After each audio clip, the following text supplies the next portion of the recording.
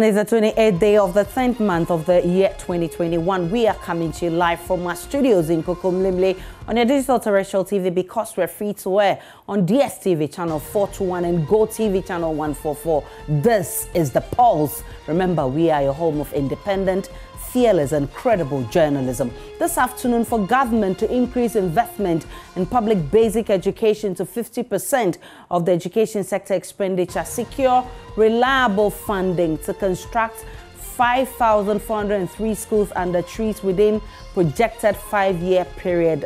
Those are concerns and recommendations for government. We have details of a report that identifies the increasing number of schools under trees and sheds, the declining budgetary allocation for basic education, and the poor quality of learning outcomes as the main drivers behind the demand for private basic education, plus a conversation to generate solutions to this problem.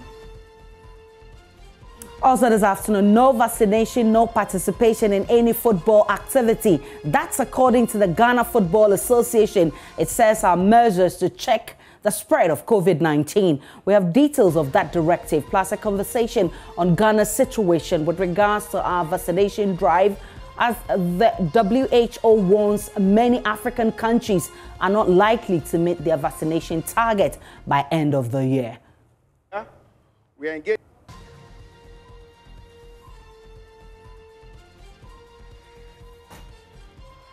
Plus, all road leads to the Accra International Conference Center, where hundreds of people are trooping in for this year's JoyNews EcoBank Habitat Fair, which is currently underway. We'll take you live to the event center for you to have a feel of the wide range of products being displayed by our exhibitors.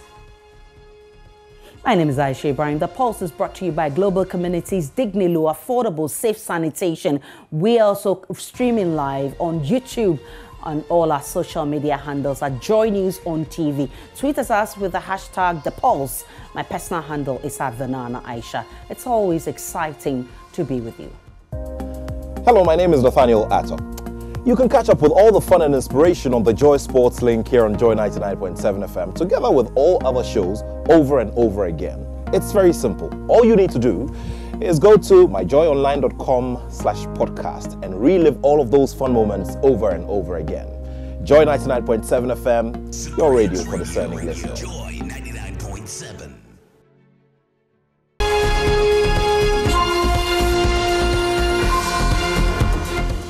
Many thanks for choosing us. This afternoon, there are concerns about the increasing number of schools under trees and sheds, the declining budgetary allocation for basic education, the lack of JHS in 26% of basic schools, and the poor quality of learning outcomes, which has been identified as the main drivers behind the demand for private basic education. The Africa Education Watch is recommending, among other things, the need for government to increase investment in public basic education to 50% of the education sector expenditure, secure reliable funding to construct the 5,403 schools under trees within the projected 5-year period, construct a net of 1,000 JHS each year to eliminate primary schools without JHS by 2025, and review the current capping of the GET fund to free funds for basic education infrastructure. To advocate for and participate in ending this conundrum,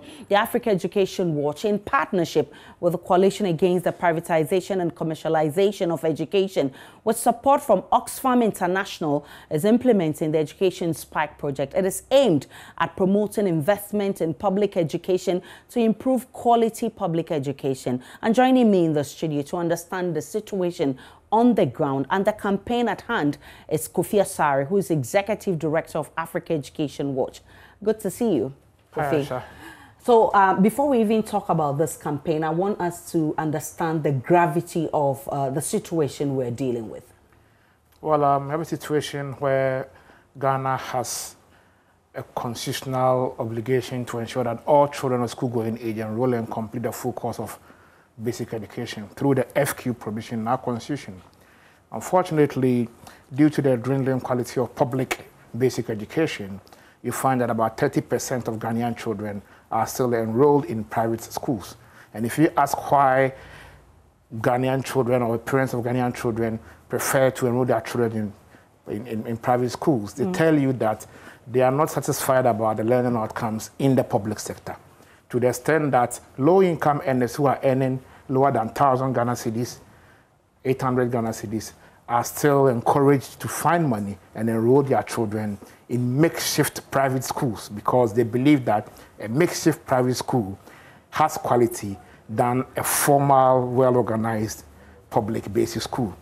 The issues we are raising are these. If the state has an obligation to provide free, compulsory, universal basic education of relevant quality that produces relevant learning outcomes, it must be delivered and delivered well, such that that policy benefits all Ghanaians and not be delivered in such a manner that only the poor who do not have money to access private education will benefit from that policy, because both the poor and the rich are being taxed and our taxes being used to provide FQ.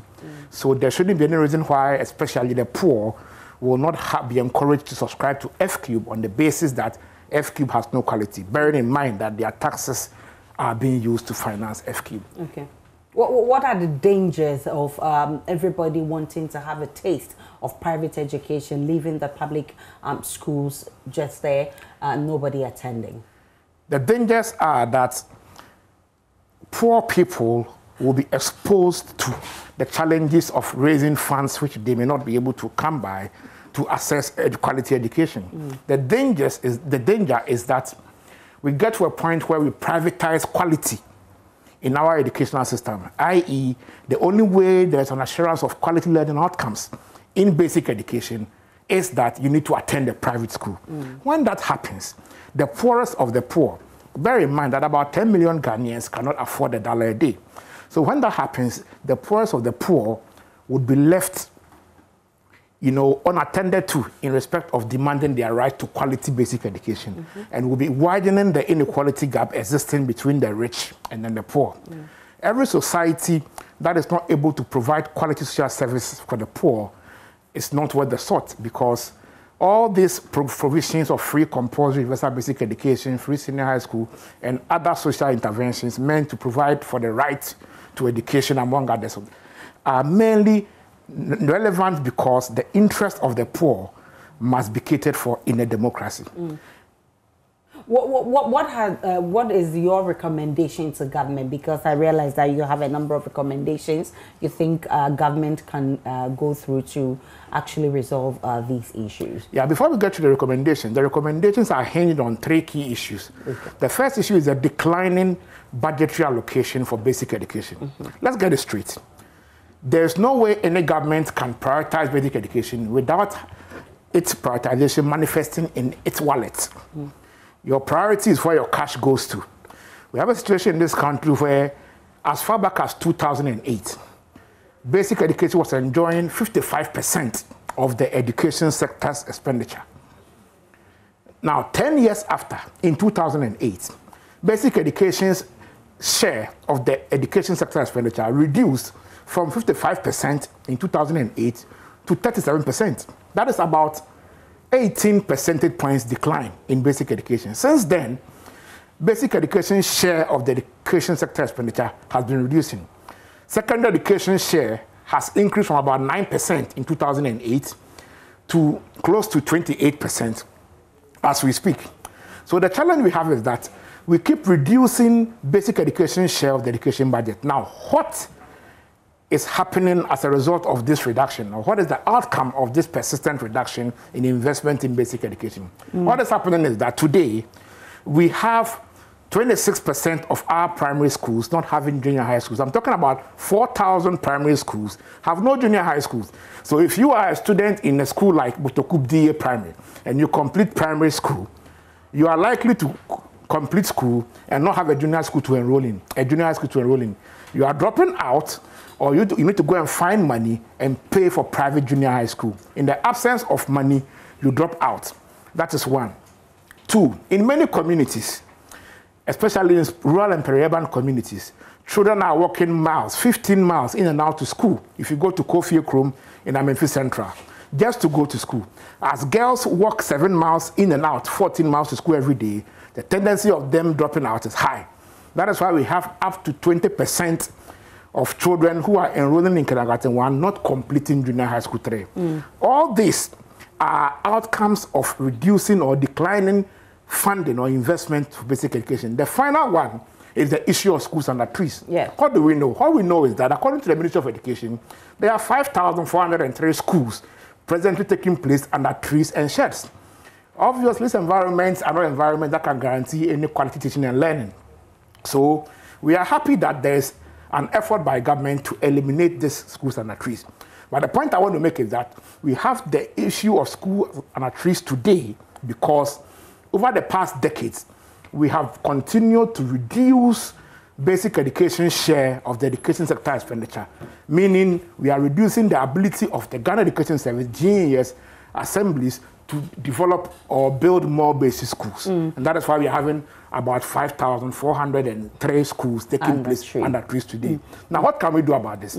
Government launched a program together with the Vacu Trust Fund to build 5,403 schools under trees to replace, schools to replace the schools under trees. Under trees. It's almost about a year now. So far as we are concerned, only 2% of the funding required has been secured. Out of 3.5 billion required to undertake this project in the next 5 years, which means that we are building about 1,000 a year. Only 2% of the funding is actually secured, and that can build only about 16. We are nowhere. It's a drop in the bucket. So we want to call on government to demonstrate the commitment to eliminate all schools under trees in the next 5 years by putting cash in that wallet so that the 3.5 billion cedis required to eliminate these schools under trees is provided and schools under trees eliminated within the next 5 years. Second, we need cash to ensure that every primary school in Ghana has a junior high school. Okay. And it is only through consistent increase in the capex expenditure of the Ministry of Education that we can achieve this. Okay. What is happening? The Ministry of Finance has capped GET Fund. The capping means that up to only about a third of what should have come to GET Fund is now coming to GET Fund. More than 2/3 is going to other sectors for reallocation. Okay.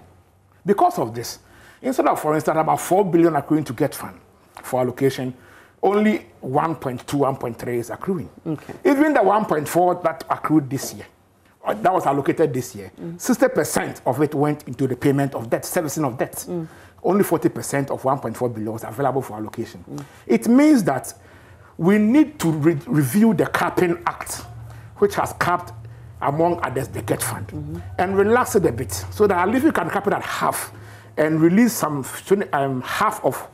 about half of what is currently capped to finance basic education infrastructure.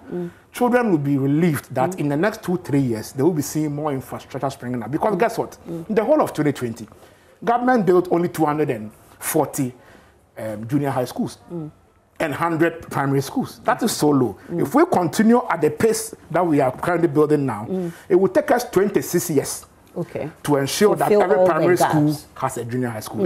And by that time, we may be having more challenges. The child cannot wait. We want all 4,000 primary schools that do not have junior high schools to have an opportunity of getting junior high schools within the next 5 years. The children in these communities, the parents in these communities are Ghanaians, and they have the right to progressive education, not to an education where you complete primary school and you don't have anywhere to go, or you are left at the mercy of private junior high school, or walk miles to school and drop out. We're still trying to get the Ministry of Education to join this conversation. At least they have answers to why, after a year of launching the building of schools, turning schools under trees into structures have not been done, and other issues affecting them. But thankfully, Dr. Clement Apak, who is Deputy Ranking Member on the Education Committee of Parliament and MP for Bolsa South, has joined us. Doc, I'm grateful for your time. Now, there are genuine concerns by well-meaning Ghanaians for government to deal with schools under trees and to also deal with the declining budgetary allocation for basic education and actually generally improve the pre-tertiary education. It has been something on the table for quite some time now. Unfortunately, we as a country have not made much progress in dealing with some of these problems.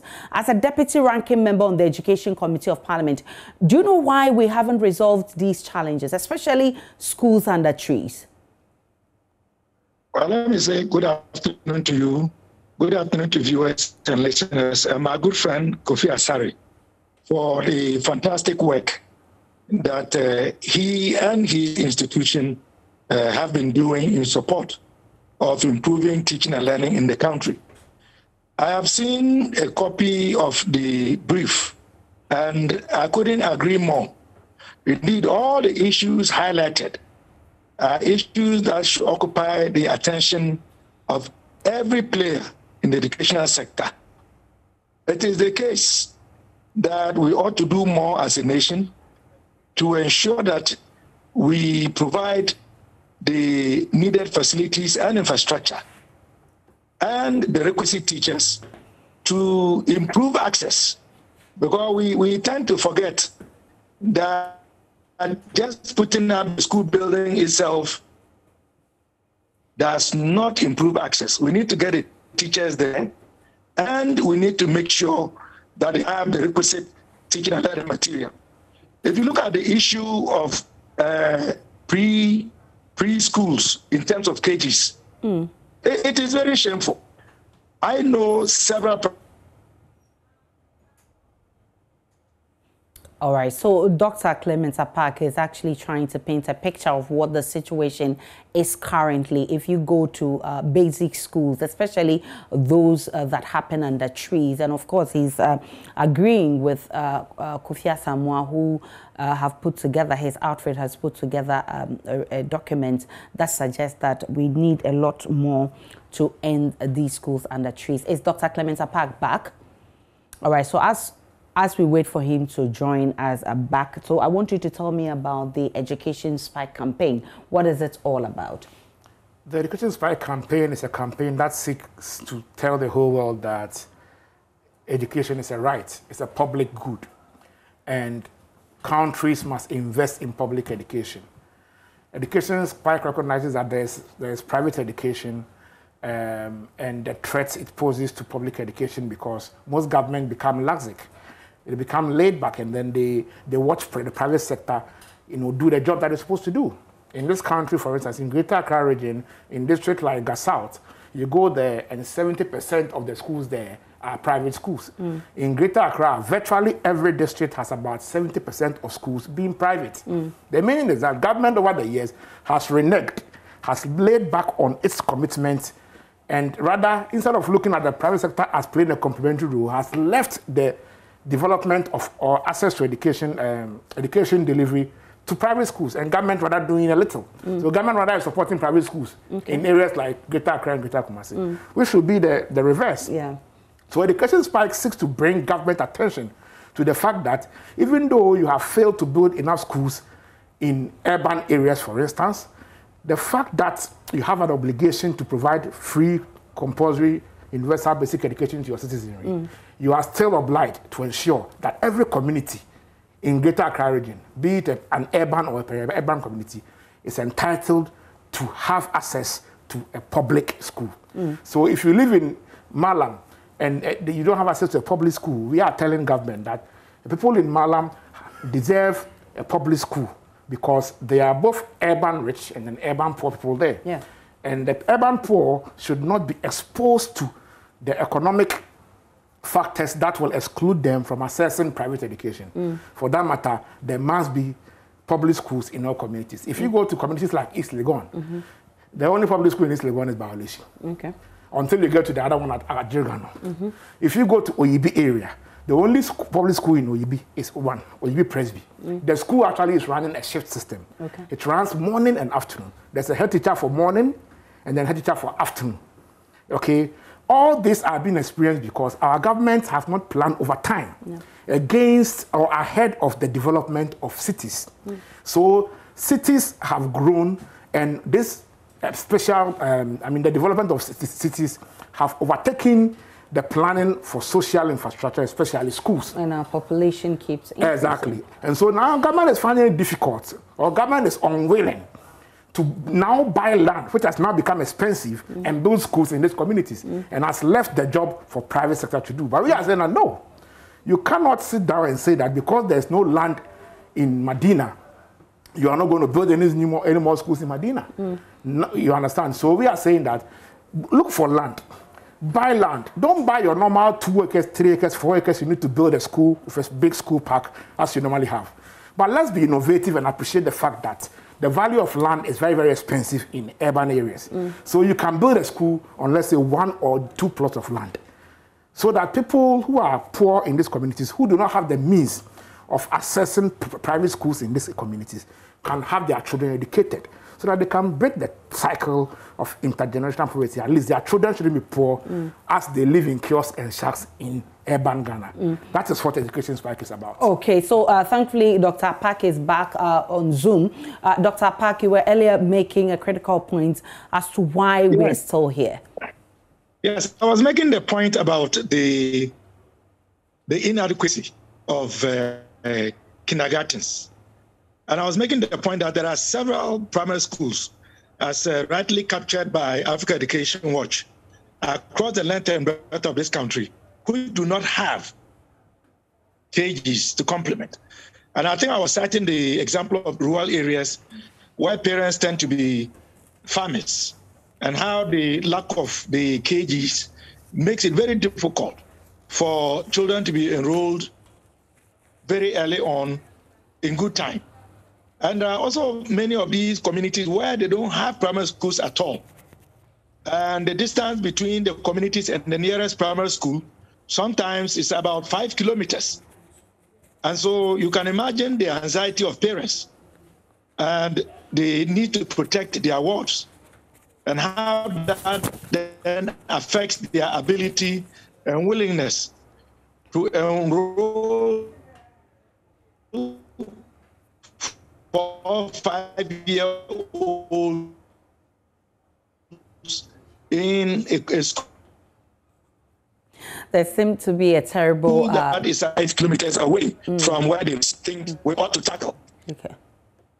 Education and healthcare are usually dominant in terms of the budgetary allocations. The question then becomes, what else do we need to do to ensure that the budgetary allocations are not just increased, but that there is a specific policy direction to invest in the provision of structures at the basic level? And I think that is an area that we ought to increase the debate as we are looking at the laying of the 2022 budget and what government is going to propose. All right, so Dr. Clementa Park is also making that point there, but it all comes down to the fact that government must improve or increase allocation for that sector, because funding will resolve a lot of the issues that we are talking about. So in November, the Minister of Finance will be going to Parliament to specifically, what do you want to see in the budget with regards to pre-tertiary education? Indeed, everything we are discussing boils down to the availability of cash and its efficient utilization. Definitely. We are part of the Civil Society Budget Coalition. Partners of Education Spike campaign have actually met to submit our position to the Ministry of Finance in respect of the upcoming budget. The most important input we made for the education sector is that the capping of GET fund must be relaxed. We need, if we are going to still cap GET fund, we should relax it and at least release half of the capped revenue to GET fund. Because if we don't release some of the capped revenue to GET fund, this is what is going to happen. We are just going to keep borrowing and borrowing at a high interest rate. And then our propensity to eliminate our infrastructure deficit will be extended. So we are appealing to the finance minister that it is conscionable that you cap certain revenues with the purpose of redistributing revenues among other important sectors. But the education sector suffers a serious setback in respect of infrastructure, where we need at least 10,000 school buildings, 5,000 in junior high schools alone, and 5,000 to take care of schools existing in a trees. And this is immediate because attaining sustainable development goal 4 and ensuring that all children who enroll complete the full course of basic education, not just primary schools, with the relevant learning outcomes, cannot be possible by 2030 if they continue to learn under tree sheds and continue to walk for miles to access junior high school after completing primary 6. So let's relax the capping regime and free at least half of the currently capped funds from Get Fund to the education sector. And as we release this cap, we should earmark this extra allocation specifically for the construction of basic schools in communities that lack junior high schools and communities that education takes place under trees, sheds, and dilapidated structures. We hope to see the finance minister make a review of the Capping Act when he goes to Parliament later in November. In November. Dr. Park, if you're still there for me, the finance minister will soon present the budget to Parliament. And I want to find out what's the role of your committee and the plenary as a whole in ensuring that some drastic measures are taken to improve the current situation. Well, very quickly, let me say that the emphasis on basic education is welcome. We have tended to forget about the challenges at the basic level with the advent of the free senior school policy. Yep. At the same time that we are so focused on the free senior school, our basic system is suffering greatly. I mean, you know the issue of textbooks, but that is for another day. I would want to agree with Mr. Asare. In fact, the minority side, we have already filed a motion, the private members' motion, calling on government to decap Get Fund, rightly because the capping has not helped in terms of the level of resources that flows into the Get Fund pot, that then allows for Get Fund to engage in the kinds of activities that Mr. Asare and I would like to see, to build more structures for KGs, for schools that have primary schools with KGs, and to build junior high schools for schools that have primary schools with our junior high schools, because these all affect the progress of education. Those who have access to a KG, going to primary 1, they already have the basics, and it makes it easier. Those who have access to a JHS, when they finish primary 6, and that JHS is in their community, it is easier for them to continue rather than telling them to go 5, 6, 7, sometimes 10 miles to another community to continue. Many of them will drop out. So we are in support of that effort, and we have already filed a private members' motion. But you see, Aisha, the truth is that government itself has not had its priorities right in terms of what it promised to do.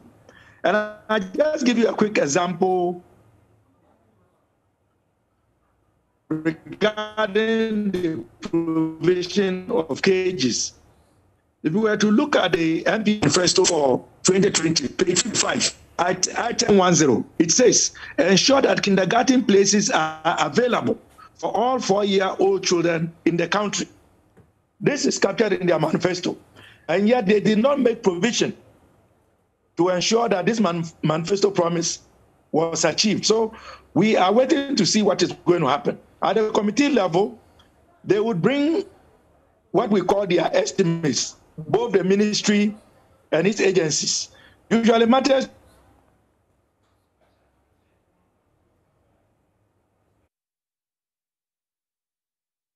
So that's Dr. Clement Park there. We seem to have challenges with his internet, but of course he says that they're in support of government improving funding for completion of some of the schools or turning schools under trees into structures, and also dealing with some of the challenges. So we'll be looking forward to see what happens in Parliament. I must say that the Education Ministry says it wants to study the documents presented to it by the Africa Education Watch before it can make any comments. But I want to find out from you, how do you intend to push government and other stakeholders to actually get this done? Because you know this conversation has been on for a long time, but we still haven't achieved enough in this regard.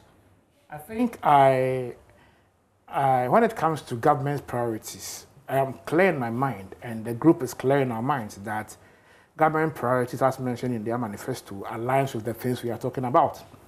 except that we need to have a difficult conversation. The Ministry of Education appreciates that it is cash-strapped when it comes to CAPEX, capital expenditure to build schools. It appreciates that, yes, there is money through the 1.5 billion loan that we securitize part of GET Fund to obtain to expand infrastructure, especially in the senior high schools.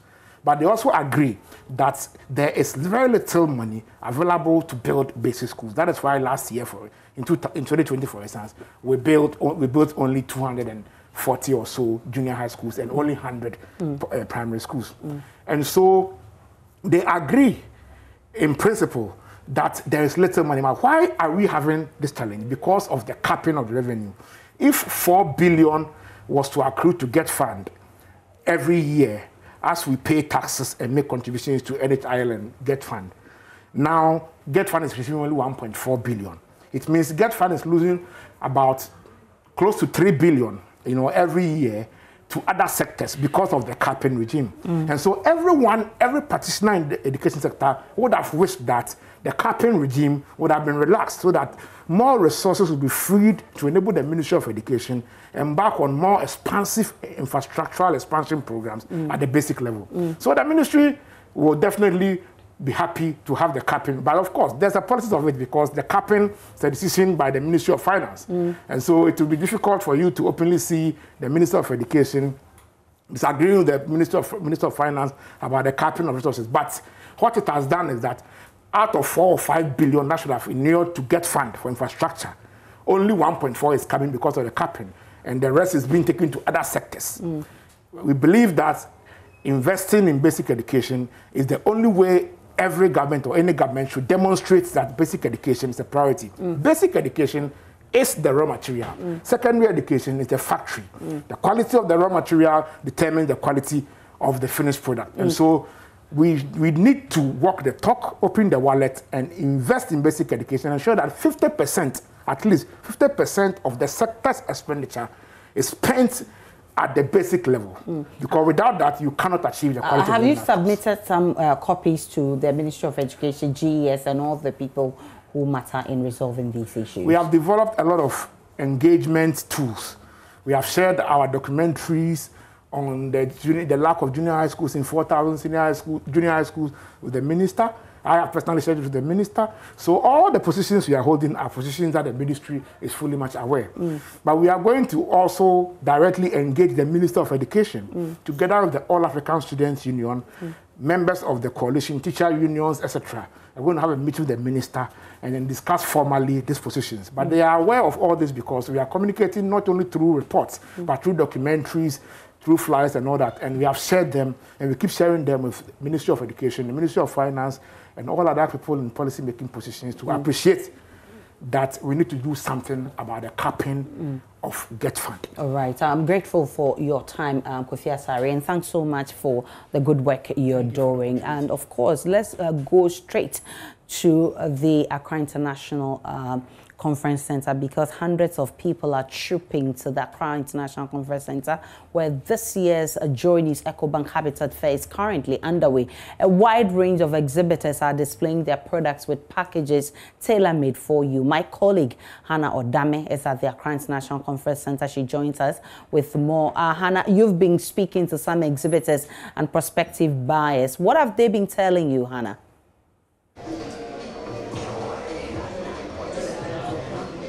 Yes, Aisha, the debate to either buy or build will definitely be settled here at the Accra International Conference Center in the next 5 days, all because exhibitors are poised to give you the best. Do you want to buy? There are lots of housing agencies here to enable you make a choice out of the many options available. If you intend to build also, I don't think you have to go through the bustle and hustle in the city under the scorching sun just to get your materials. All because everything is available here under one roof at the Accra International Conference Center. And I have been speaking to some of the exhibitors, and you won't believe it. There are juicy offers, lots of discounts available. For instance, Isaac tells me that Lakeside Estate has something good for you. Just let's hear him. Welcome to JoyNews. Thank you. Now, you were telling me earlier that Lakeside Estate has something good for patrons. Tell us about that. So our Lakeside Estate, we are building a couple of houses ranging from 2 bedrooms, 3 bedroom, and then we recently launched our all-new 4-bedroom Oka house, which is the biggest at Lakeside Estate. We are located in the heart of Adenta municipality near Ashaleboche, in between Medina and Adenta as well. So today we are here exhibiting as Lakeside Estate, the only company in Ghana that's offering a lot of discounts for people who are willing to own homes. We have declared this year as the year of home, and we are encouraging everybody to purchase from Lakeside Estate. And as you visit our stand, we have wonderful houses that are available for whoever walks onto our stand. Whoever works. Isaac, tell me, are you saying regardless of the money in my pocket, I can get a home in Lakeside Estate? Regardless of the amount of money inside your pocket, you can purchase a house at Lakeside Estate. But you must make sure that you have saved enough, because buying a house is not an ordinary product like shopping from the market. It is a product that when you buy, you need to save enough.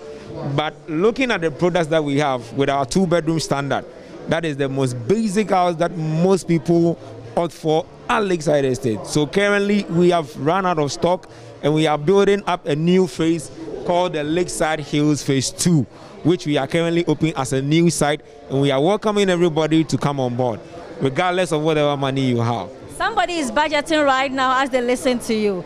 Give the person an approximate amount that he or she should be saving towards to be able to purchase a home from Lakeside. At Lakeside Estate, as you are saving towards, I am giving you a house not more than 400,000 Ghana cedis at Lakeside Estate. And once you visit our stand today, I'm going to reduce it by 10%. So that brings you to around 390 something. So you have no choice that you can't afford a house. How many rooms? That's a 2-bedroom standard house that can pack up to 3 cars, and it has 2 washrooms. So one is the master bedroom. It has its own hall and a dining and a kitchen, storeroom, front porch and a back porch, and you have a garden. It comes with a mantle poly tank. It is spacious. That is even good for even a family. And I'm sure you have a payment option available as well. We have a nice package. In fact, when you look at the number of payment options that we have the most incredible payment options. We are the only estate that gives you a wide range of payment options, like 1-year repayment plan. You do a down payment and you spread the rest over 12 months. And that's Isaac of Lakeside Estate. That is if you want to buy. How about if you want to build? If you want to build, you definitely need paints, and PyTech International will definitely help you out. I have with me here the operations manager, Adams, to tell us the varieties that he has available. I mean, I want to renovate my house and I need some paints. Help me out. When I come here, what will you do and help me? At Omni Paint, we have varieties of paint products and paint. What we do is that we have stone-based paint, we have acrylic paint, and then other paint products like wall putty for your wall to help protect your wall against dampness, and then other paint from falling off as well. So these are varieties of products in terms of paint products.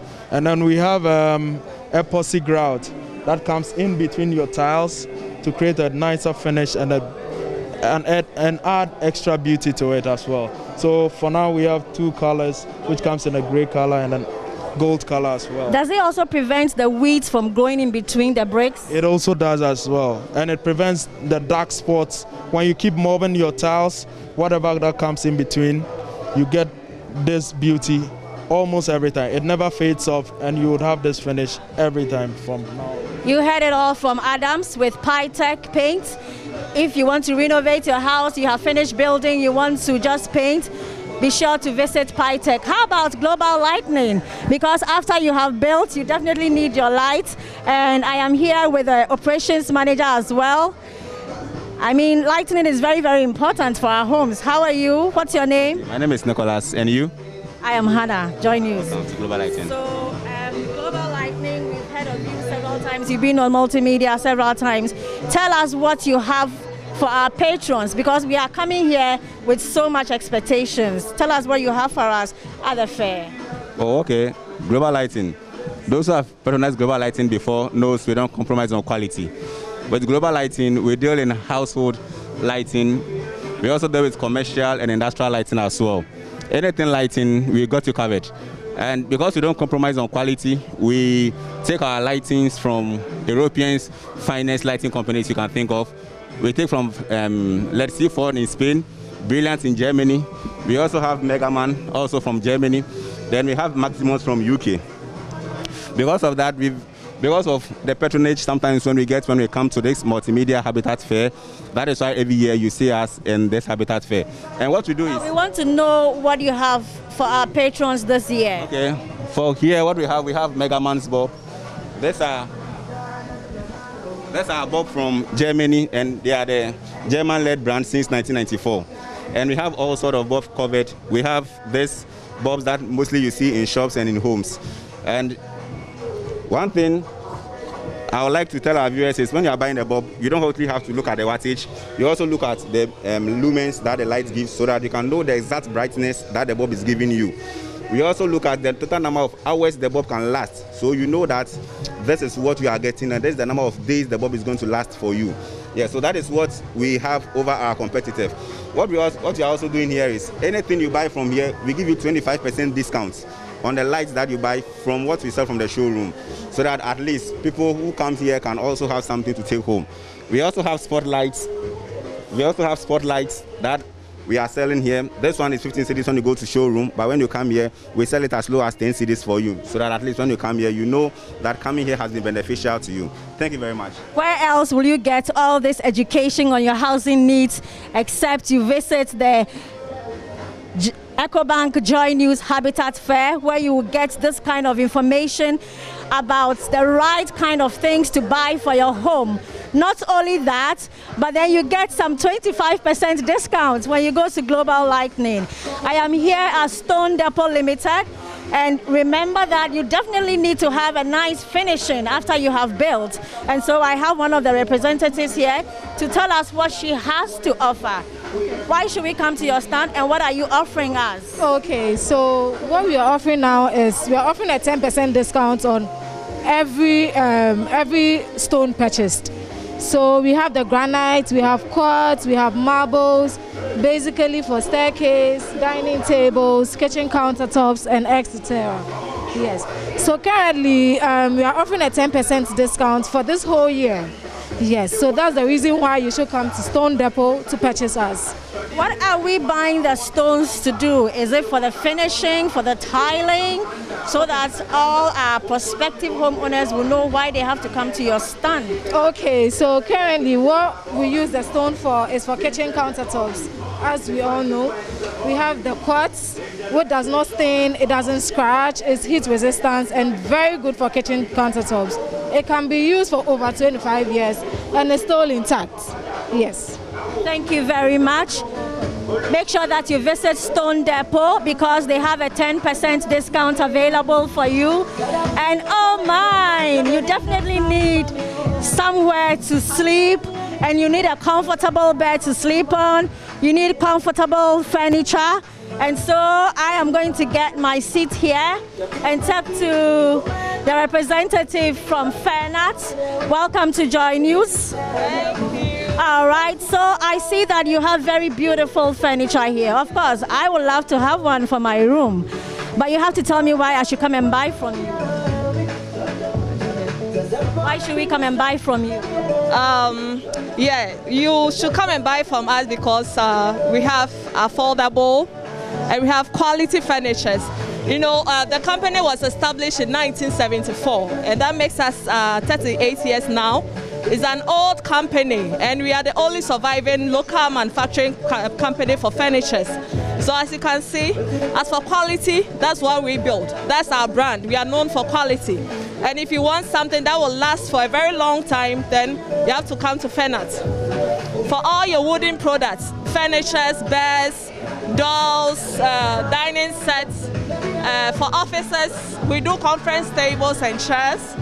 So you can trust us with your furnitures, and with us too, we give you the privilege to choose your own customized design.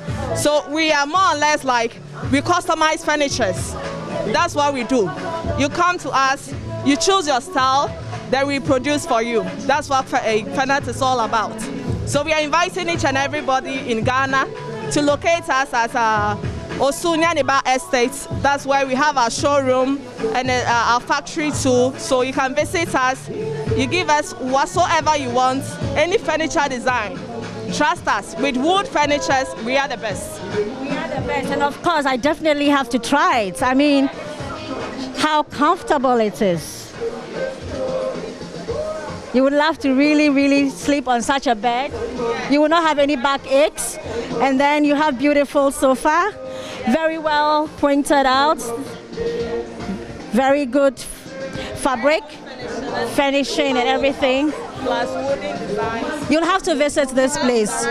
You have to own a home, and when you own a home, you definitely need this kind of furniture. So you have to visit Fenat Ghana. I have with me here Hill City, and I am sure that you will need to get more homes. We have seen one already, and there are lots of options available at Hill City also. They are titled and registered lands. Some at East Legon Hill, some at Pokwase, some at Shah Hills, Chopoli, and you can definitely get one to buy. And I have some of the representatives here to speak to me. After you have visited City Hill, you can come to your bank security doors also, and you will definitely have to make sure that your house is secured against robbers. Not only that, but what else? You are protected forever. Our doors are imported from Turkey. These doors have a solid system which comes with 14 central locking system. 14. Wow. So your safety is secured. Your 14. Yes. Your protection is secured. And again, we have 4 finishing of the doors. So any finishing that you want to get, you'll be able to get it from Yobent. We have all metallic finishing, which is also waterproof. We have fiberglass finishing, we have stone finishing, and we have wooden finishing. With a stone finishing, it's also a bulletproof tile and very solid. So which one, for instance, is this? This is a Turkey door. This is a Turkey door, yeah. All right. But then it's Italian model. Okay. So it's typically 14 central locking system. Wow. I was talking about. Okay. All right. And you can customize for me, right? If I want that also.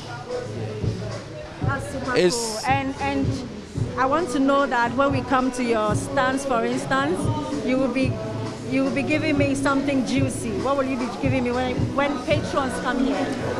You are rest assured of a very good discount, and even when you come here, we are giving free delivery to anyone. Free delivery. I am sure that you don't want to miss out.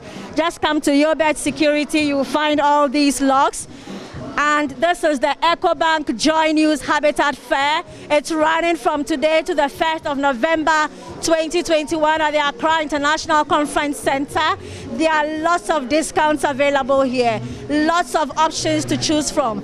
Please come to this venue today, tomorrow. You have Saturday, you have Sunday, and Monday. Something important is going to happen here. Don't miss out, because you need to be a homeowner. From the Accra International Conference Center, where the EcoBank JoyNews Habitat Fair is taking place, my name is Hannah Odame for JoyNews. My name is Aisha Ibrahim, and that was Hannah Odame. If you want to have a feel of what is happening at the Accra International Conference Center, you just need to drive there to witness for yourself and have some of the goodies and packages that is tailor-made for you. The most ambitious plan the Ghana Football Association has proposed to only admit persons who have taken the COVID-19 vaccines to their events. The Ghana Football Association becomes the first organized body in Ghana to implement the no vaccination, no entry policy. It means persons seeking to attend matches of the upcoming Football League season and other games will not admit persons who have not vaccinated. So what's this plan about, and how will it impact our fight against COVID-19? Joining us for that conversation is Dr. John Amuese. He's Senior Lecturer at the Global Health Department of the Kwame Nkrumah University of Science and Technology, and he's also with the KCCR. Dr. Amuese, I'm grateful for your time this afternoon. Welcome, Aisha. It's a pleasure to be with you. Greetings. So what are your thoughts on the action taken by the GFA?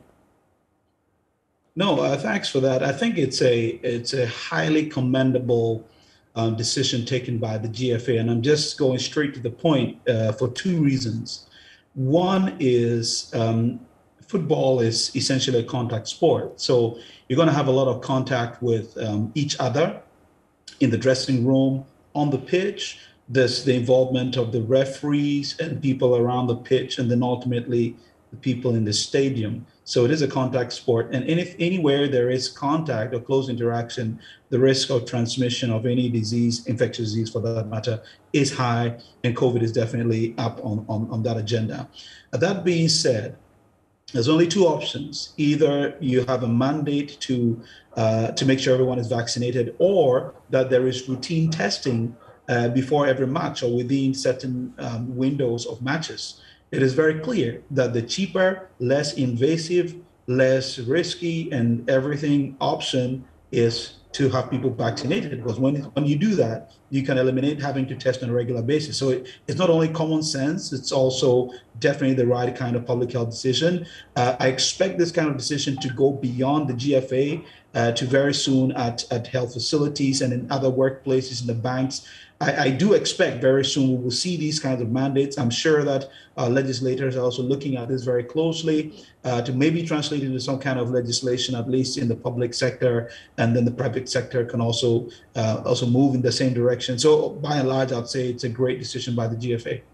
Let's talk about the. Also falls in line with similar decisions by major sporting bodies across the entire world. It's either vaccination or testing, with vaccination being the most preferred because it offers you better options and less trouble.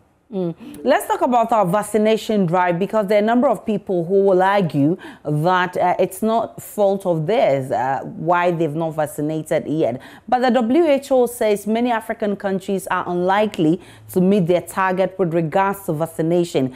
Ghana is one of those countries. What is Ghana's situation, Doc, if I may ask, with regards to vaccination?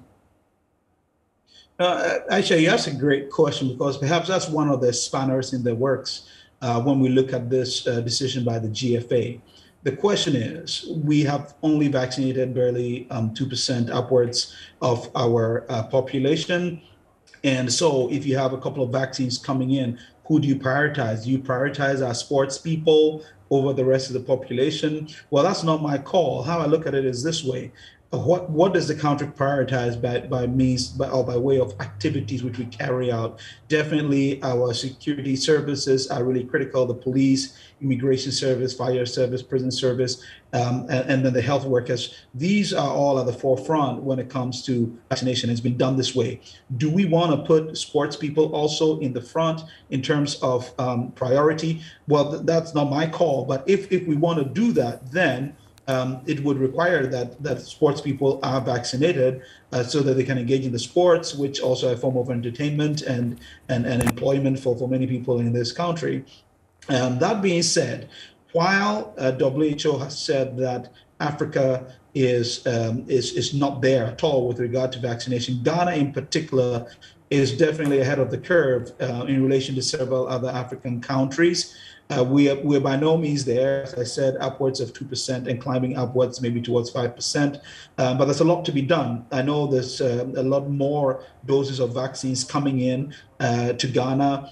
What we need to do is to make sure that people are ready to take them. And this is where I am just a bit concerned as to whether people are ready to take the vaccines, especially now that the threat is not perceived to be as high as it was a couple of months ago.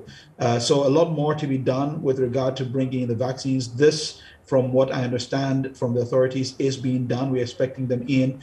The Ghanaian situation with regard to access to vaccines is definitely better than many others, but we still need to move forward quickly. My worry is also that if we don't do this quickly enough, then those of us, including yourself and myself, who were vaccinated in March and maybe took our second doses in May at the earliest, who knows, in 6 months down the line, 8 months down the line, 10 months down the line, our immunity may have waned so much that it may then put us back in a situation where we may need to consider boosters. And it's a lost opportunity, because what you want to do is to have a critical mass of people vaccinated within a time frame so that you can sort of short circuit the transmission of the virus. Of course, there's also another saving grace, which could be the number of people who have acquired natural immunity, but we don't know this very accurately. The figures are looking upwards of 40%, close to 40% within urban areas like in Accra and in Kumasi. But these are all things which we need the research and the data to inform us around the strategy towards applying the limited vaccines which we have. You talked about how prudent this decision by the GFA is to actually curbing the spread, because the WHO has also warned that there could be a fourth wave for Africa as we get nearer to the festivities in December. Ghana certainly must be worried about this warning, correct? Well, it's a good point you raise. Now, when you look at the data, it's very clear that the disease presents itself in waves. These waves are sort of natural, and they are also accentuated by variants. So if you look at the timing, we're just at that point where you expect there to be an increase in cases. It's already happening in parts of Europe. In Germany, cases are going up already. The same with the UK. Now, if you look in Africa, the cases are definitely on the very low side right now. But I look at the African data with a pinch of salt. The reason is the data is only as good as our testing regime. If you look at a country like Nigeria and look at their data, their curves are much, much lower than Ghana's curves, all because Ghana was doing more testing per capita than Nigeria. If you look at Kenya, you would see a similar trend like Ghana. Look at Uganda, almost flat, and then they have one huge wave, which was because they ramped up their testing very significantly during the global third wave. So if you look at the numbers, yes, there is this projected increase that we see. Should we be worried is another question. We should be worried for a couple of reasons. We have realized that the transmission of the disease and the waves do translate into deaths, but not anything around the scale we've seen in Europe. So one may say that, fine, we get these waves, but it's just a sickness. Some people die. It's not that really bad. So no need for all this, frenzied activity here and there. The argument is, if this is bigger than an individual, it's bigger than even the whole country. The way the country presents itself with regard to COVID, the way we monitor things, the deaths and all that, has an impact on our economics and the ways in which other countries will engage with us. So if we look at the bigger picture, one would say you want to make sure that we're on top with regard to our numbers, monitoring the situation. Want to make sure we are on top with regard to getting people vaccinated and showing those numbers that, look, we've achieved X percentage of our people vaccinated. And we definitely want to be on top in order to prevent deaths. It's a shame when somebody dies and you could have prevented it if you had done the right things. And we have the power to do this. So there's every reason why we should continue in our drive to limit the infections and also to ramp up the vaccination. And bear in mind that the risk of another wave is definitely there. If you look at the figures globally, we are almost at that point where things would go up, and it's better to be safe than sorry. It's much more expensive to look behind you and say, oh, had I known. It's just not worth it. I'm extremely grateful for your time this afternoon. Dr. John Amoesi, he's Senior Lecturer, Global Health Department of the KNUST. He's also with the KCCR. I'm grateful for your time this afternoon. We'll take a break on the pulse. Remember that you can join the discussion via all our social media handles at JoyNews on TV. You can tweet at us with the hashtag The Pulse. My personal handle is at Denana Aisha. We'll take a break. We are back in a jiffy. What's up, guys? My name is Sammy Forson, host of the Weekend City Show and Ignition right here on Joy 99.7 FM. Well, anytime you happen to be busy and you miss out on your favorite shows right here on Joy FM, here's what you can do. Log on to myjoyonline.com/podcast. Just go on there and you'll find all your shows on demand 24/7. There you can catch up. Remember, Joy FM remains your radio for discerning listeners. Joy 99.7.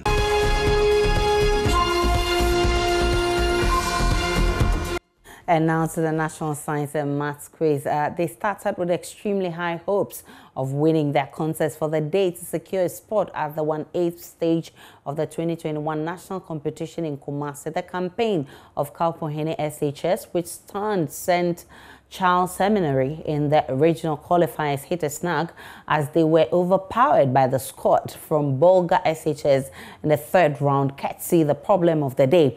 With 38 points, they say they are on fast as they hope to make it as one of the highest losing schools. Manuel Kuranting has been there and he reports from Tamale. For the day just ended, it featured Wa Senior High School, Bolgatanga SHS, and Kalpohene SHS. Well, we know that Kalpohene SHS in the morning spoke to us and they said that they were making their way to the 1/8 stage in Kumasi. Well, as they were happening at the end of the contest, well, they could not win. Let me just find out what happened on stage. You were really confident on, in the morning. What happened? Oh, everything happens for a reason, and then this lose is not going to demoralize us because we know we lost with a very high point, and then surely we'll be making it to the 1/8 stage, and then we'll go back to the drawing board. Work on our errors, and then surely we'll come back with a big bang. No, you were so confident. In fact, you said while you were here in the morning, you were thinking about being at Kumasi. But now you are banking your hopes on what? Somebody must not get so much high marks so that you are able to make it to Kumasi. Yeah, as you monitor the contest, you could realize that from the round 1, they were leading us with 4 points. And during the speed race, we tried our best and we were able to catch up with them 21-22. So I'm sure that the problem of the day didn't favor us. So that was the reason why they were able to beat us with just some 6 points. And if you check the true or false, we also did our best. We had only one negative there. So I stayed there. We put all our eyes on. So is it bye-bye for you or what? No. We are going to Kumasi. You are going to Kumasi? Surely, we are going to. How are you going to Kumasi? Tell me. It's not easy to get 38. Okay. It's not easy, so you don't worry. So now you are sweating. I see you are sweating. In the morning, confident. Now you are sweating. Pressure. Well, he says pressure. All the best to you. These are the guys from Kalpohene SHS. And, of course, they could not make it first touch. But the guys from Wa win. What happened? And I think we tried our best, but today I think it didn't favor us. Today it didn't favor you. In fact, when you won in the regional qualifiers, the entire WA was thrown into a jubilant mood. There's a lot of expectations, ahead of you coming for this contest. Now, you seem to have let them down. How does it make you feel? Disappointed, but at least we have something to rejoice about. What are you We prepared a lot, so actually we are really disappointed that we weren't able to make it into the next round. So we will go back to the drawing board and settle down our mistakes, and next year we'll come back stronger. Do you think you'll make it to Kumasi? Because what the Kalpohene guys say, well, we didn't qualify, but we didn't win, but we think that we'll still make it to Kumasi. Are you confident of making it to Kumasi? Well, anything can happen. You are not so confident of making it to. Are you confident of making it to Kumasi? Actually, the points aren't that much, so we'll wait and see what happens next. If it happens that we qualify, we'll go. If it happens that you qualify, you'll go. If it doesn't, next year. If it doesn't, then we inshallah, we'll go into our juniors. Then next year, we are sure they'll send us far. Great. So that is the reaction that we are getting from this particular contest, WA SHS and Kalpohene, two sides that lost. One very optimistic of making it to the 1/8 stage in Kumasi, while the other not so confident. They see that going back to the drawing board to regroup, and we may just see a better performance from them next year. Well, Manuel Kuranting joins us via phone from Tamale to tell us more about what is happening. Manuel, I understand there is a contest currently. Yes, Aisha, there's currently a third contest for the day, which is featuring business SHS and also Tamale Islamic Science SHS, and the school which food issued surprise in the regional qualifiers, Sandima SHS. Aisha, you remember that in May, Sandima SHS drove all the way to the Bolgatanga hall where the regional qualifiers were being held without any supporters. They were just forced together with their trainer because they said their school bus had broken down, and so they had to drive in this rickety Tata Mahindra. Well, they've made it to the preliminary stage, and they're currently on the stage in the ongoing contest featuring business SHS at Tamale Islamic Senior High School. Earlier in the day, we had the very first contest, which featured St. Francis Xavier Minor Seminary, Zibila SHS, and of course, Jaffa SHS. It's interesting to note that at the end of that particular contest, St. Francis Xavier as a minor seminary, which is actually the defending champions of the maiden Upper West Regional Championship, won that contest by an impressive 68 points, and they made a perfect score in the problem of the day, which gave them the star, the Prudential Bank star. And so it's been quite eventful, the number of contests that we are having. And as it is currently, every one of the three schools that are competing now are sitting on tenterhooks because they could go anyway. And I'll just finally add that after this level of competition, 15 high-scoring losing schools are going to also join the winning schools to make it into the 1A stage. So for a number of the schools that have lost, for them, they say that their hopes are not dashed yet because they are banking them on the qualification through the 15 high-scoring losing schools. Aisha. Manuel Cranting is our man reporting from Tamale, and he's monitoring the concerts over there for us. So we'll be updating you as to who loses and who wins as and when it happens. But if you love to buy your food by the roadside, what you are about to see might just be a little startling. Imagine your favorite fried rice being cooked in a dirty environment. And as if that is not enough, right by fecal matter. Well, this was the situation at an eatery near the Neoplan station at Circle here in Accra when officials of AMA stormed the place. My colleague Judith Awachitando was with the team and reports the shop has been closed down. I'm here at a guest house at Circle around Neoplan Station. Now, this guest house has been operating since the June 3rd floods without a toilet facility for over 20 occupants, and also it doesn't have a septic tank. And so when people defecate, they come and throw it in a container right by. Here is a resident that they have shops here, they have a restaurant here, they have a drinking bar here. And there is a suspected guest house here that we want to check. So we are going in there to start our inspection to check the sanitation situation here. What is going on here? What do you do here? So is it your kitchen or your serving room? What do you do here? I do cook and serve. So look at what is happening here. This is fresh. This meat just came from the fire. And you yourself have created an unhygienic condition around where you are preparing the food. You get it? So just imagine that where you are preparing the food is in this bad condition. And people are sitting right there waiting for you to come and serve them. Huh? What is happening here? Can you tell us? Look at the corner where you are preparing the food. I'm preparing the food. No, where? Look at the sanitation. Where is it in a good condition? Where you are preparing the food? I'm about to arrange it. You're about to arrange it, and you are preparing the food under the bad condition. Just look at what is happening. William, here. Come. Hey. So this is fecal matter. So the fecal matter flies to come into where the fecal matter is and go and step on the food that you are selling for public consumption. Look at what is happening here. Hey.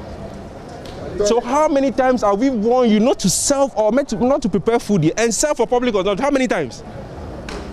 This is fecal matter. And you don't even mind, and you are selling food, you are preparing your food close to it. Look at what is happening. So we are coming to confiscate all these things because the food that is preparing there is not in a good condition. So we will not allow you to sell it for public consumption. So please, we will confiscate all your items. We will take back to the office. Go and identify the place where it's more hygiene condition, then we'll come and give you items to go and prepare the food. So please, because we give you several warnings that don't prepare the food here. You could see physics here. Can't you see what is happening there? So how many times should we come and talk to you? The begging will not solve anything. We are talking about the health of the public.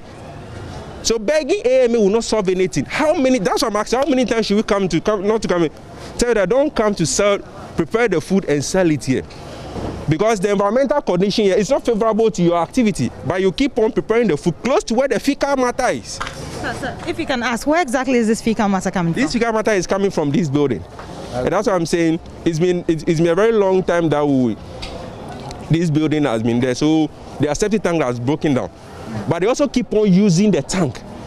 So this is human feces. Yes. So from here we'll go and find the landlord and we'll find out what is causing this.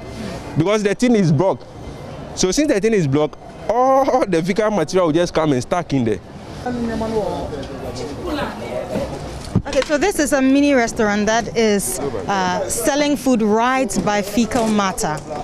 And so the food has been sold here for some years now, and according to the AMA, they have visited this area several times and told them to leave or stop cooking here, but they have not done that, and they keep cooking food by fecal matter, human feces, just going right into a container right by them.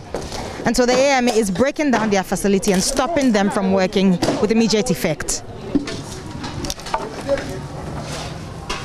You know, I'm a say be criti. Guy be our year repower dear no. You know the home combo. So for now, no more occupy on even a mocha toilet. No, the omina go outside. Omina I didn't mean station ho. So come. These are fresh feces. You understand? So if they all go outside to go, you know, I'm telling you. On your on say it's so na etono. We know wood. But you stop woman nyina.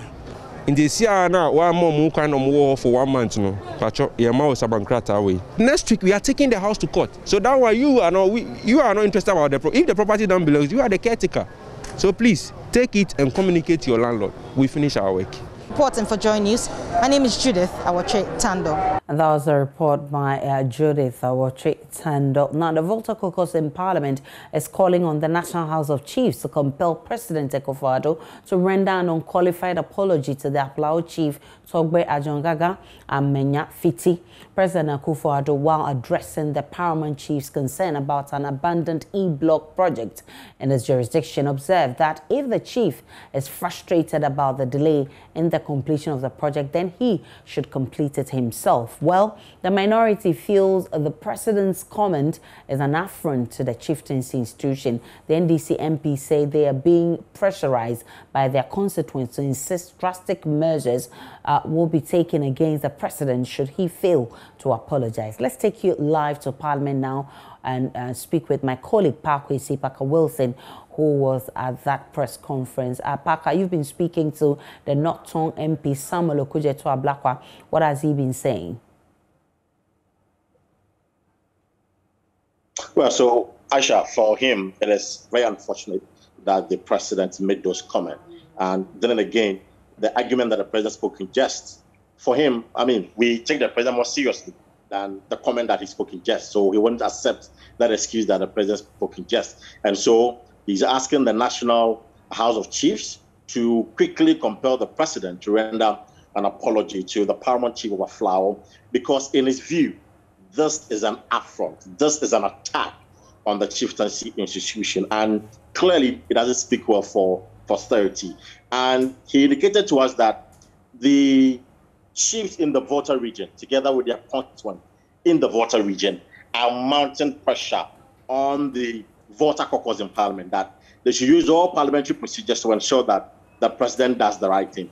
And one of the things they're considering, Aisha, is that should the president fails to do the needful by apologizing to the paramount chief, well, when he appears before the House to brief the nation on the state of affairs of the country, they can boycott it. It's one of the options they can take. Again, budgets will be presented to the floor of the House on 17th of November. That is next month. just about 2 to 3 weeks from now, the minority can decide to boycott it as well. So these are options they are considering, that if the president fails to do that, but they want him to do that with immediate effect, as in now, between now and probably next week, we should hear the president saying that I am sorry to the paramount chief, because he admitted in his interview with Kwame Sefakai that the Cape Coast incident was a mistake and he's human, so he should be forgiven. And in that same vein, the minority, and this is from Ablakwa, in that same vein, we should equally do so, that it was a slip of tongue and that he is sorry, he didn't mean that. And of course, they will forgive him for saying that. So this is the call on the National House of Chiefs and also the president as well. Ablanko Meshi, who is K2 South MP, who actually addressed this press conference, indicated that they will be raising funds for the completion of that project. I mean, how do they intend to do that? Well, so for him, it's what she calls the go-get fund. So in fact, she actually appealed first and foremost to all Voltarians. So across the world, if you're a Voltarian, come from the Volta region, it is your duty to at least contribute a quota for the completion of the project. And she says because the president asked the chief to complete it, they themselves, the minority, would lead a charge for the completion of the project. And they are expecting that every Voltarian, every well-meaning Ghanaian who believes in education should also contribute towards that, so that at least the people and the young ones in Aflao, K2 South, and its environs will also have the opportunity to enjoy the free senior high school education that has been initiated by the government. But actually, there's a latest twist. You recall that the Education Ministry has said that about 27 of the E-blocks, which were almost about 30% complete, had been terminated. The contract had been terminated. Well, I've been speaking to the deputy ranking member on that committee, on the education committee, that is Dr. Clement Park. He says that they are not buying that. They want government to, one, furnish the committee with the full list of the 27 schools or projects that have been abandoned, together with its location, provide reasons for, very tangible, and these were his words, very tangible reasons for the termination of the contract. Until then, they won't accept the excuse from government that because of the slow nature of the project, they decided to abandon it. In fact, he makes the point that the 101 project, in fact, 23 was being funded by an international donor. The about 101 was being funded by GOG. And the plan was that annually, government will budget for, will make available funds for the construction of the project. Since the NPP came to power, they've never done that. And so they cannot blame the slow project or the slow nature of the work on the contractors' inability to complete the work. They should have made funds available for the contractors. That wasn't done. And it's the reason we are seeing the project being stalled across the country. And so these are his demands. They are saying that until then, the minority will hold the education minister before the House to provide reasons why these 27 projects have been terminated. Baka, what other businesses have the MPs been conducting in Parliament? Well, so largely today, normally when Parliament resumes from recess, the activities in the House are not really swift. And some have raised concerns that the ministers who are supposed to furnish the House with their policies do not do that. So the first two weeks of sitting, really, there's nothing to do. So today, largely, they took a few statements from some members of Parliament. We understand that Qatar held the parliamentary elections, and so the deputy majority leader, Afanyo Makin, read a statement to congratulate them on a successful parliamentary election. You remember ours was a bit chaotic, but theirs, we understand, was very successful, devoid of confusion and all of that. So he made a statement, Kujota Ablakwa being the ranking on the foreign affairs also contributed to it. And shortly after that, a few annual report from the GET Fund was put before the House for adoption, and also a report from the Works and Housing Committee was put before the House for adoption as well. Parker Wilson is our man in Parliament, and we keep monitoring events there. and would always update you on what happens in Parliament. But from Ghana's Parliament, let's head to Germany's Parliament. It's the first session of the new German Parliament, as there are quite a few and noteworthy changes. It is the largest and most diverse parliament in history. Emmanuel Chase joins us from Berlin as we discuss how things are shaping up. Emmanuel, tell us what's new about this 20th legislative period. That's how this new German parliament looks, and it just had its first session, introducing 736 MPs. That is the largest it has ever been. There's 279 new MPs and 47 MPs who are under the age of 30, with the youngest being only 23, and the first black woman elected in that parliament, as well as 2 trans women. This is also a first for Germany. There is a slow, but we see a steady generational change in that parliament, and Social Democrat Bärbel Baas has been elected president of the Bundestag, and she is becoming the 3rd woman to hold this position since 1949. Oh, no new chancellor in Germany. Who's leading the government now? The Chancellor by German President Frank-Walter Steinmeier, but she will remain in office as the head of a caretaker government until a new governing coalition has been sworn in. And during the ceremony, Frank-Walter Steinmeier praised Angela Merkel for her 16 years in office. He said she handled and overcame many crises, not least the pandemic, but he also reminded that she led the country at a time of Brexit, at a time of difficult relations with the US under President Trump, and he praised her for taking her responsibilities during the humanitarian crisis in 2015, where Germany welcomed hundreds of thousands of asylum seekers, with Angela Merkel saying, "Wir schaffen das," we will manage. And finally, Frank-Walter Steinmeier also said that Angela Merkel had succeeded in making Germany considered and respected on the international stage, and talked about a great chancellor that Germans had a lot to thank for. So it's been a month since the elections, and the Social Democrats, the Greens, the Free Liberals, and they're all still in talks to form a coalition. Any updates on that, Emmanuel?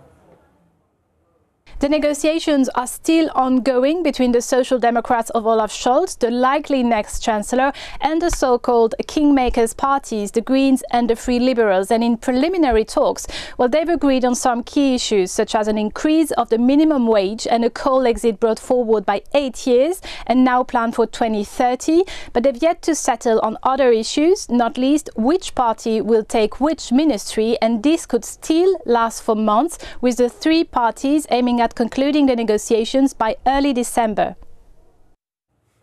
Emmanuel Chase from Berlin. She's with DW, our partners in Germany. And we'll take a break on the Pulse this afternoon. Remember, we are live on YouTube, and also you can join the conversation via all our social media handles, our JoyNews on TV. We'll take a break. When we return, there is updates from the sports world.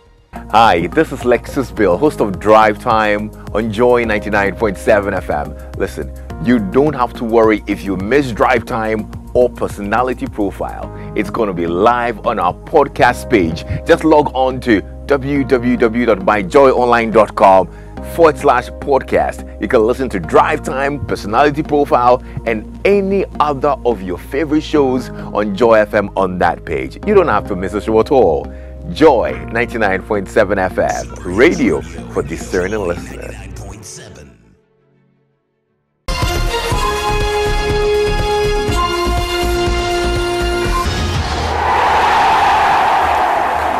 And it's time for sports on the Pulse. I'm Hans Mensah, and the Ghana Football Association has become the first organized sports body in the country following its announcement of a no vaccination, no entry policy for all of its matches from next season, ahead of the 2021-2022 Premier League season, which is scheduled to commence on October 29. The president of the Ghana Football Association has announced that fans will not be allowed entry into match centres without proof of COVID-19 vaccination. And speaking on Joy Sports today, sports physician Dr. Prince Pambo commended the GFA for the directive. I would want to congratulate the president, to say a big thank you to the president and the Ghana Football Association, ESCO, for actually taking that bold decision. This goes to help the fight against this virus. And if I'm not mistaken, this is one of the first federations to make such declaration. Yes, you were right with the statistics you've given, but what I can say for sure is that we have, and we currently have, enough vaccines in country to be able to meet the needs or the requirement that the president has asked for. As I speak to you now, my own facility, which is the Stadium Government Clinic, located very close to the Accra Sports Stadium, we are currently giving vaccines. And I mean, literally, there's no queue. The nurses who are supposed to give these vaccines literally have to wait for people to come in. So if we are using the football platform to ensure that a lot more Ghanaians receive these vaccines, then I think the president of the federation and his ESCO, they've done more than we can actually ask of them to do. So yes, it's a good call. And personally, as an individual, I support it 100%. And I believe anyone within the space of health will support this move. And we do have enough vaccines to take care of such a need. It's incredible that we have enough vaccines, but Dr. Pambo, do you feel this perhaps is a push by the FA to ensure that they fight, that they get access to full attendance and full capacity at match venues? We saw the highest being 25% capacity last season. Do you think with a fully vaccinated crowd, the government could possibly go ahead with full capacity for matches this season? Definitely, and that's what the FA is pushing for. I mean, if you ask government, and of course, I mean, we in football definitely want to fill the stadia. And government, if government says, okay, I mean, one of the things we'll require you to do will be that if people are fully vaccinated, then we can be confident that even if people who are vaccinated still get infected with the virus, we know that such people never get hospitalized, such people never get so sick, and such people don't die. So it's a sure way of ensuring that we have enough people, or we are able to fill the stadia to capacity, and to also make sure that we are doing that within what acceptable safety measures.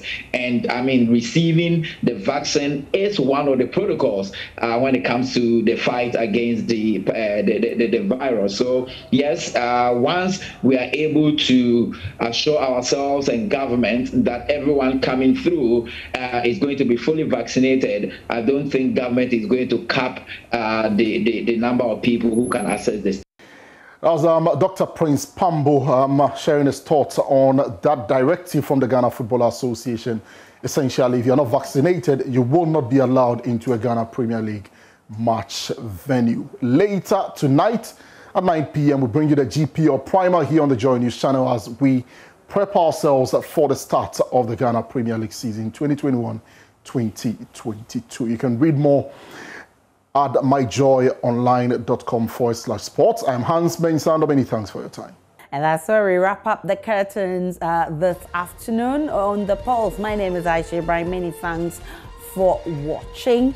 Up next is Let's Talk Showbiz. I've indeed enjoyed my almost 2-hour stay with you, but you can also log on to myjoyonline.com for more news and all the updates of the developing stories. Let's Talk Showbiz is up next. Enjoy the rest of our programs. Hello, my name is Evans Mensah, and you can relive all the fun and excitement on Top Story, Newsnight, and of course, Ghana Connect via podcast. All you need to do is to log on to myjoyonline/podcast. Search for your favorite show and relive the moment. Joy 99.7 FM, your radio for discerning listeners.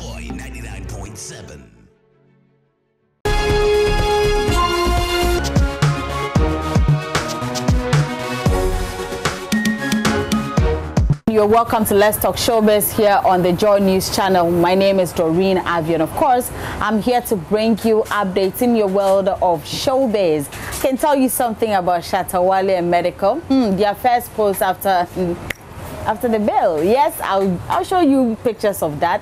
And then also, looks like this year, in as much as we are expecting lots of people in the country as part of the Beyond the Return initiative, looks like events that are going to happen, we might have to consider another way of getting tickets due to COVID-19. I'll get an explanation from the CEO of the Ghana Tourism Authority, that's Akwesi Agyeman, plus expectations of what to expect this year in terms of money, revenue. Minister also has an idea or an amount in mind that he and the tourism sector, or should I say the tourism, arts and culture sector, are looking forward to. Well, I'll bring you all these updates and many more, plus funny face. Anyway, my name is Doreen Avi and the show is Let's Talk Showbiz. This is Let's Talk Showbiz if you're just joining me, and I am starting knowing that October is almost over and we're soon going to get into November, then December, then we're looking forward to see more people coming into the country as part of the Beyond the Return initiative. Now, if you're an event organizer and you intend to have events this year, especially during Christmas, looks like there are a few things you would have to do.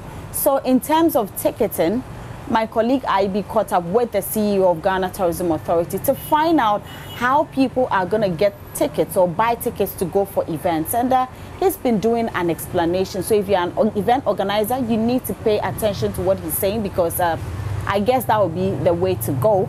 Plus, we also have the Minister of Tourism, Arts and Culture, that's Dr. Awal, who is also talking about how they're looking to make about 2 billion from tourists or people this year who will be trooping into the country, and also domestic tourism. Looks like all boxed up, and you need to listen so that this Christmas day we all can have a good time. Let's take a listen to them. It's now you're drawing my attention to it, because in our discussions with most of the event organizers, they have assured us that they can sell these tickets either through Eventbrite or their own apps. But now that you've raised it, I think we'll pick it up with the Ministry of Communication and NCA to see how they can help facilitate this internet access. Because really, the paperless is the way to go, and we are very hopeful that we can push to have these events happen without the sales of tickets at filling stations and other places where you will have contacts and then possibly facilitate the spread of the disease. Well, but I mean, when we had the Beyond the Return, kind of see COVID really messed everything up. Well, this year you're having it, and it's a beautiful thing this Christmas. Do you have a purported number when it comes to finances that you're looking out for to be able to accrue for this, sector? The question again? The question, do we have a set amount of money we are looking for accruing in this December activities for the sector? No, I think what we have for this year, we are expecting 600,000. And if each tourist international arrival spends an average of 2019, it was about 3,000. Yeah, about 3,000 per person. Even if it goes down to about 2.5 per person times 600. So we're getting close to $2 billion. That comes in terms of goes to all the players, tourists, hotel owners, chop bars, this, and then also revenue from taxes for government, for development. So we're expecting at least 2 billion plus in terms of revenues coming from international tourism. And domestic tourism, there's redistribution of income. When people move from Accra to rural areas, they buy things there, they sleep in the hotels there, they buy food, they buy clothes. So that's redistribution of income and then creating wealth in the rural areas. So that's what I expect to do. Well, with the mention of the domestic tourism, I know you launched a campaign towards that. How has it been so far ever since it was launched? I think it's going very well. Already last year, for example, throughout the year, we did just around 200,000. Already half year, we are closer to the 200,000. we are hopeful that by the end of the year, the minister had given us a target of 1 million by June 2022.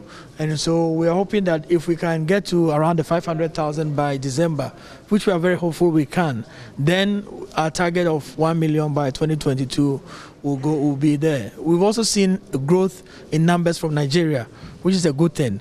And so we are hopeful that once the land borders also get open, these are all people coming in by flight. Nigeria is still number 2. So the numbers are looking good. Like Minister said, latest reports that are coming in show that Ghana's sector is gradually rebounding. Right, so I hope you heard all of them. So if you know someone who is an event organizer, then you need to also give that information to them, just so they know that due to COVID, there wouldn't be like, oh, I have to go and buy a ticket from a shop or something. It will be done online, or, you know, that's all part of it. And also hoping to see more tourists come into the country. We're going to have a very good Christmas. All right, so away from that, you know, somewhere last week we all got news, Shatta Wale, medical. We also had Funny Face, all in police custody. Yesterday, Shatta Wale and medical were released on bail. And now Funny Face mania are still, I mean, hoping to see him very soon. And we're hearing that maybe, I think somewhere around November 9th. But on waiting for that, one would have thought that now that he's at the psychiatric hospital, we wouldn't see much of him. But today we woke up to a video trending on social media of, well, Funny Face playing songs of Shatta Wale, just so, with the caption letting him know that, listen, he's also a strong man, they should all be strong, and they should be there for each other. Maybe a possible collaboration. But in doing all of that, I also saw him blocking some fans, maybe 1 or 2 people who were saying things that he did not like. And interestingly, I saw some 2 nurses at the back there who were just, you know, staring. I don't know whether they were surprised or it was okay for him to use his phone. I just don't know. But, well, we have excerpts of how he was going all about it. Let's take a look at how Funny Face is having a good time at the psychiatric hospital.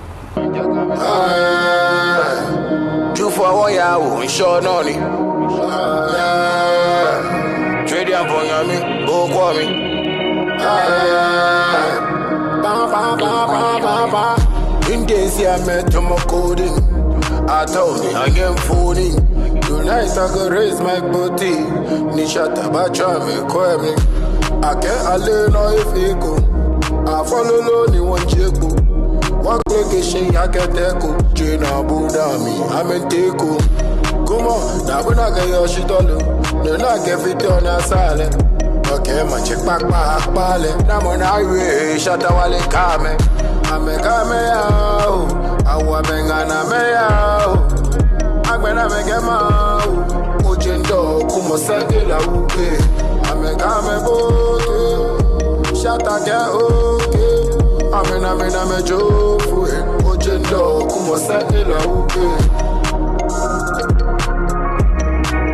Sakela uke. Ujendo, kumo sakela uke. Gama shikbon, jagame noni. Die, wawani. Do for one yaw, and sure noni. Trade and for me, go call me. I'm coming here, she want to want it. I don't let she walk quite 40. That be. 2,000 years, so what time, you know? Tomorrow you mean she will come, you know?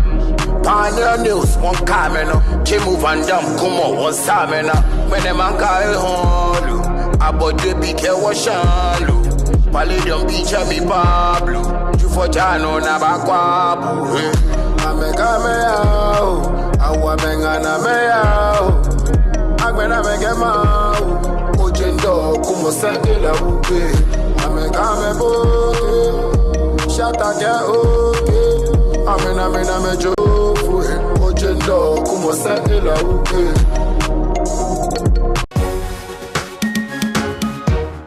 Right, so that was Funny Face. I don't know, you could use a phone when you're at the psychiatric hospital. I don't know, but I just found it like I was quite surprised. But that was Funny Face there, and we're all hoping that he gets well and then join us very soon. He's one of our favorite guys, and we love him. I love Funny Face. He's a good guy, and it's unfortunate that he has to go through all of this.